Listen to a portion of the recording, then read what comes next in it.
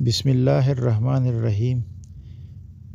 ابن عباس اور ان کے شاگرد اکرمہ اس کی تفسیر یہ بیان کرتے ہیں کہ جاہلیت میں نکاح کی کوئی خاص حد نہ تھی۔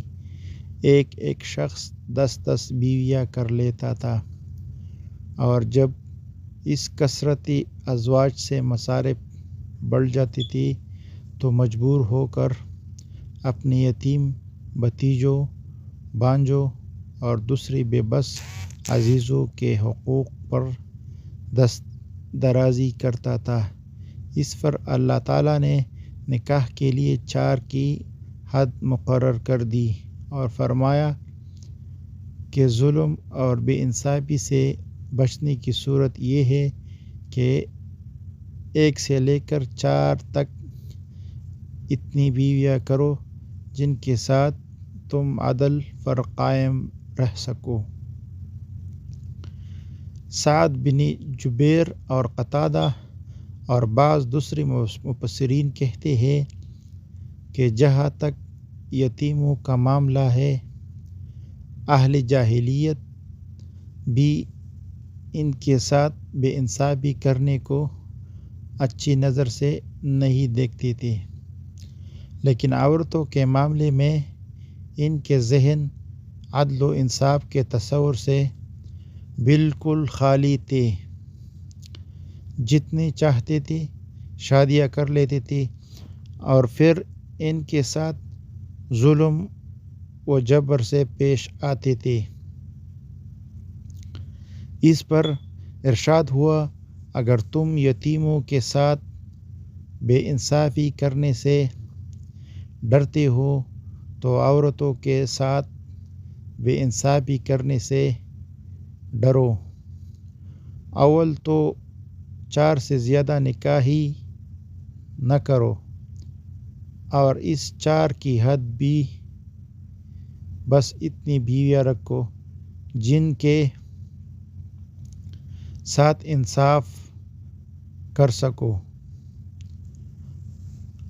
آیت کے الفاظ ان تینوں تفسیروں کے متحمل ہے، اور عجب نہیں کہ تینوں مفہوم مراد ہوں۔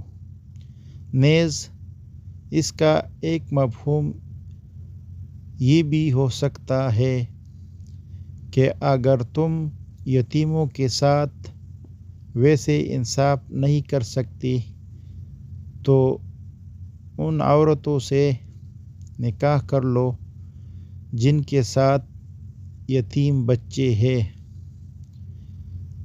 تاکہ وہ یتیم تمہارے اپنے بچوں کی طرح ہو جائے اور تم ان کے مفاد کا لحاظ کرنے لگو۔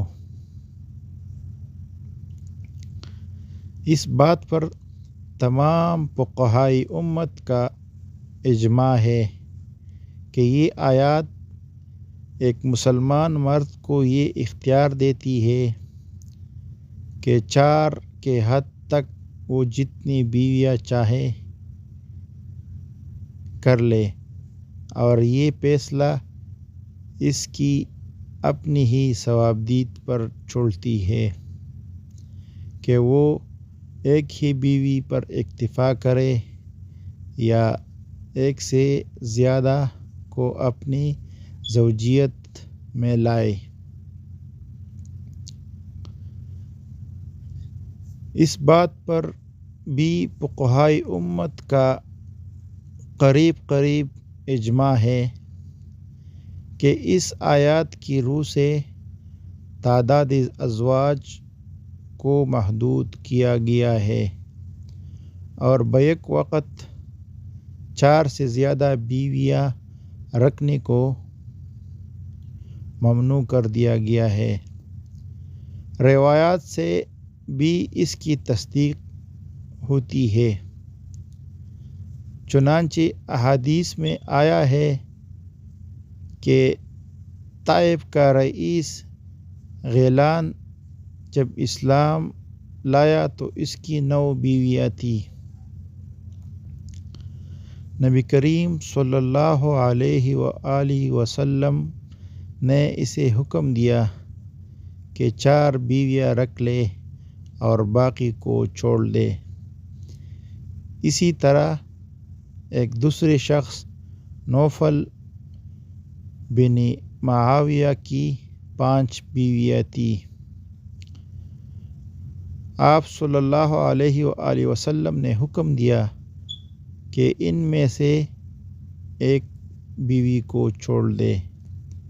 نیز یہ آیات تعداد ازواج کو عدل کے ساتھ مشروط کرتی ہے۔ جو شخص ایک سے زیادہ بیویاں کرنے کے بعد عدل کی شرط پوری نہیں کرتا، وہ در حقیقت شریعت کی دی ہوئی اجازت سے ناجائز فائدہ اٹھاتا ہے۔ اسلامی حکومت کی عدالت کو یہ اختیار حاصل ہے کہ جس بیوی یا جن بیویوں کے ساتھ وہ انصاف نہ کر رہا ہو، ان کی دادرسی کرے۔